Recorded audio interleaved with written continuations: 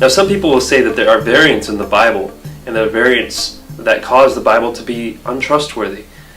Now there's a problem with this. Now I think the Bible is a very trustworthy book. When it comes to textual integrity, the preservation of the words as they were written, I think it's extremely trustworthy. And I think the same about the Qur'an, that it is a very trustworthy book. The words that Muhammad dictated to his scribes are the words that we have in the Qur'an for the most part today. They're very trustworthy. But let's look at the history of the Qur'an and see exactly what has happened. You see, when Muhammad revealed the Qur'an and his disciples were writing them down, the words of the Qur'an, they would write them down on leaves, on bones, on whatever they had to write down the words as they came to Muhammad. These leaves and bones and whatnot were never collected during the time of Muhammad. They weren't collected until afterwards when Muhammad had died. Abu Bakr commissioned a group of people to go and collect everything and write down what Muhammad had said. Muhammad said, if you're going to learn the Qur'an, learn it from these four. And he gave the name of four men. And he started first with Abdullah ibn Masud. He said, this is the man to go and learn the Qur'an from first. And then Salim was mentioned, Muad bin Jambal was mentioned, and Ubai ibn Kab.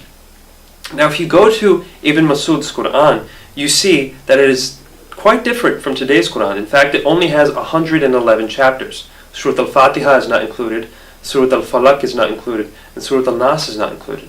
111 chapters. And yet Muhammad said, this is the man you should go to learn the Qur'an. That's found in Sahih Bukhari. The first verse of Surah Al-Baqarah contains the phrase, ذَلِكَ الْكِتَابُ لَا رَيْبَ فِيهِ. This is the scripture of which there is no doubt. Yet Ibn Masud, who is the Prophet's favorite teacher of the Qur'an, along with several others, recorded this as تَنْزِلُ الْكِتَابُ لَا رَيْبَ فِيهِ. This is the scripture sent down, of which there is no doubt. At the end of verse 198 of Baqarah, Ibn Masud included the phrase فِي مُوَسِّمِ الْحَجِّ, in the season of pilgrimage, which isn't found in today's Qur'an. Similarly, in the present Qur'an, Surah Al-Imran, verse 19, reads, Inna dina indallahil Islam. The religion before God is Islam. But Ibn Masud's text had the word Al-Hanafiyya instead of the word Islam. One could go on and on to state many more of these minor variants. Indeed, there are many such variants between the most ancient mushafs or manuscripts of the Qur'an, from Makkah, Madinah, Basra, Topkapi, Tashkent, variants recorded by Muslim scholars of the Qur'an. While early Muslim and Christians accepted this as inevitable and wrote freely about it, some modern Muslims have attempted to deny this and cover it up. One of the other four men that is mentioned by Muhammad, his name is Ubai ibn Kab.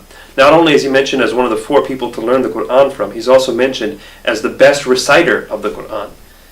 And when you go to him, he has 116 chapters in his Qur'an. He has 2 chapters that are not included in the Qur'an that we have today. So among the people that Muhammad has chosen as the best teachers of the Qur'an, they don't even agree on how many chapters to include. One says 111, one says 116, and in our possession we have 114. And these are serious differences. And yet I, as an investigator into the text of the Qur'an, will say the Qur'an is very well preserved. The words that are there are the words that Muhammad had spoken. And I say the same thing about the Bible. Yes, there are some points where some phrases and whatnot had been included that shouldn't have been, and they're now known to not be included. But this doesn't take away from the trustworthiness of the Bible. The Bible is still extremely trustworthy. Just as the Qur'an is very trustworthy, so is the Kitab al-Muqaddas. And therefore, I don't cast any sort of accusation either against the Bible or the Qur'an. I say their texts are both very trustworthy. But if you level one set of accusations against the Injil, then you have a much harsher problem with the Qur'an, and I suggest we not do that.